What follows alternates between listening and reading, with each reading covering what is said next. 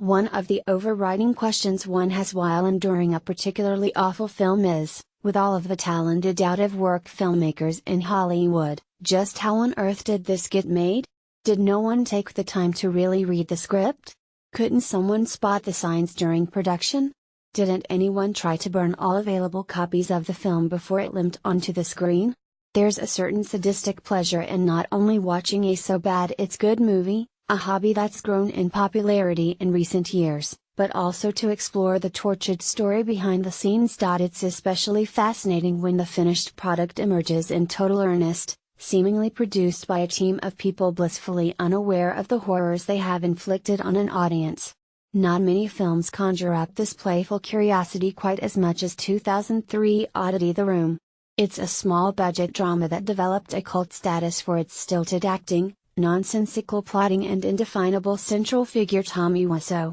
It was released in just one theater in LA, with a 2-week extension paid for by Wiseau himself to ensure that it qualified for Oscar consideration. The compellingly strange details of its production were turned into a book, The Disaster Artist, which has now made its way to its inevitable resting place, the big screen. Greg, Dave Franco, is a 19-year-old struggling actor living in San Francisco.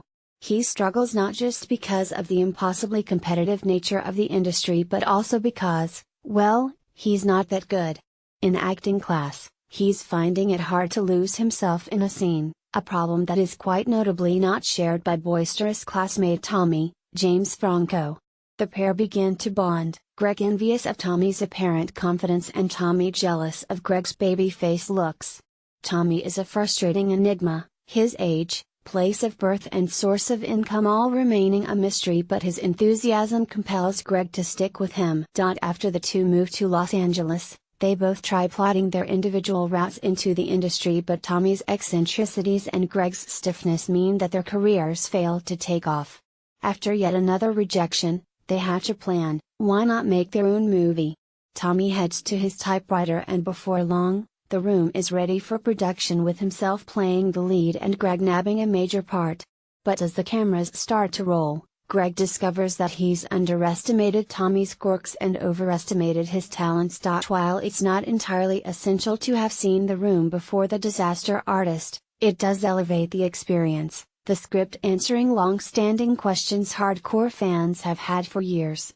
Franco, who like Wiseau also acts as director here, has crafted a loving tribute to the film, its fans and also filmmaking in general. There's a tendency to cast aside unfathomably bad movies, the belief that their lack of quality then dictates a lack of respect, but Franco has assembled a painstaking recreation and a detailed exploration into a story that might never have been told. In the past few years, Franco's career has turned into something of a joke, his constant, tiresome need to provoke and unfounded belief that he is a master of all trades, meaning that it's all too easy to forget his talent as an actor. But he is staggeringly good here, almost unrecognizable as Wiseau, nailing his strange mannerisms, unusual voice and awkward laugh, while also delving a bit deeper to inhabit a man whose deep-rooted insecurities are messily papered over with bravado. It's easy to laugh at Wiseau, and unavoidably the film does, but it's harder to make us actually care about him. It's an affectionately handled portrait of a difficult man, and we share both the frustration and sympathy of other characters.